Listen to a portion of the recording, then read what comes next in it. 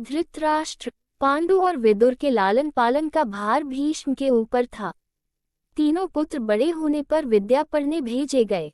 धृतराष्ट्र बल विद्या में, पांडु धनुर्विद्या में तथा विदुर धर्म और नीति में निपुण हुए।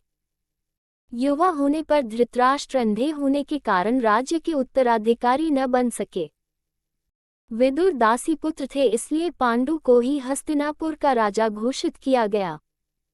भीष्म ने धृतराष्ट्र का विवाह गांधार की राजकुमारी गांधारी से कर दिया। गांधारी को जब ज्ञात हुआ कि उसका पति अंधा है तो उसने स्वयं अपनी आंखों पर पट्टी बांध ली।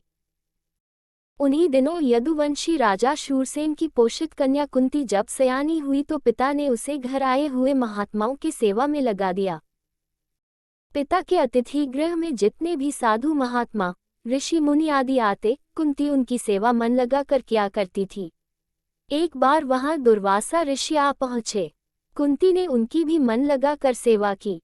कुंती की सेवा से प्रसन्न होकर दुर्वासा ऋषि ने कहा, पुत्री, मैं तुम्हारी सेवा से अत्यंत प्रसन्न हुआ हूँ, अतः तुझे एक ऐसा मंत्र देता हूँ जिसके प्रयोग से तू जिस देवता का स्मरण करेगी वह तत्काल तेरे समक्ष प्रकट होकर तेरी मनोकामना पूर्ण करेगा। इस प्रकार दुर्वासा ऋषि कुंती को मंत्र प्रदान करके चले गए। एक दिन कुंती ने उस मंत्र की सत्यता की जांच करने के लिए एकांत स्थान पर बैठकर उस मंत्र का जाप करते हुए सूर्यदेव का स्मरण किया। उसी क्षण सूर्यदेव वहां प्रकट होकर बोले, देवी, मुझे बताओ कि तुम मुझसे किस वस्तु की अभिलाषा करती हो।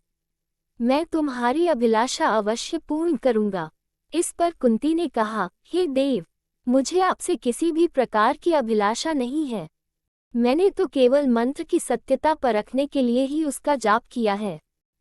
कुंती के इन वचनों को सुनकर सूर्यदेव बोले, हे कुंती, मेरा आना व्यर्थ नहीं जा सकता। मैं तुम्हें एक अत्यंत पराक्रमी तथा दानशील पुत्र प्रदान करता हूँ। इतना कहकर सूर्यदेव अंतर्ध्यान हो गए। कुंती ने लज्जावश ये बात किसी से नहीं कह सकी। समय आने पर उसके गर्भ से कवच कुंडल धारण किए हुए एक पुत्र उत्पन्न हुआ। कुंती ने उसे एक मंजूषा में रखकर रात्रि बेला में गंगा में बहा दिया।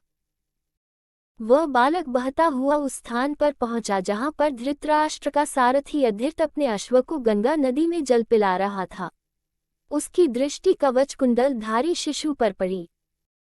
अधीर्त निसंतान था, इसलिए उसने बालक को अपने छाती से लगा लिया और घर ले जाकर उसे अपने पुत्र के जैसा पालने लगा।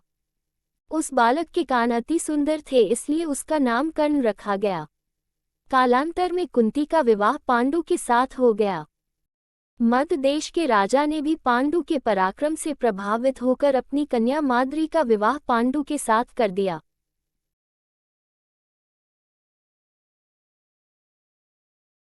धृतराष्ट्र